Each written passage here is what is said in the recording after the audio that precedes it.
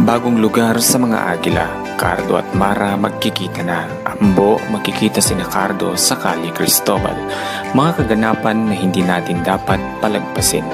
Sa bagong lugar na mapupugaran ng mga Agila ay malalantad sila sa maraming tao. Mga Agila na mangha sa ganda ng lugar at General Oligario sinabing unang beses siyang mapuntahan ang lugar at talaga nga namang namangha rin ito sa ganda. Agila magkukunwaring mga turista sa lugar.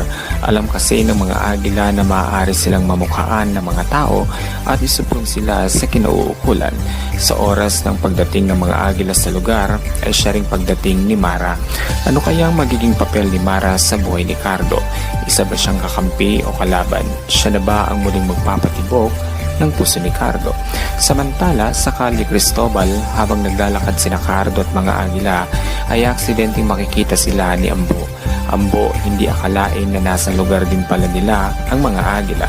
Tuwang-tuwa si Ambo na nilapitan si Cardo at Cardo nagulat nang makita si Ambo. Ambo, yayayain ang mga Agila sa kanilang lugar at dito niya ilalahad ang mga nangyari sa palasyo. Mga Agila laking gulat nang makita si President Oscar Hidalgo. Cardo at mga Agila galit nang makita si Oscar pero nagtataka sila kung bakit nasa tahanan sila nila Ambo. Napapatanong sila kung anong ginagawa ni President Oscar sa kanilang tahanan. Cardo at mga Agila unti-unti nang nalilinawan sa mga pangyayari at lumiliwanag na din sila na malapit nang mawakasan ang kasamaan nila Lily at Hipolito.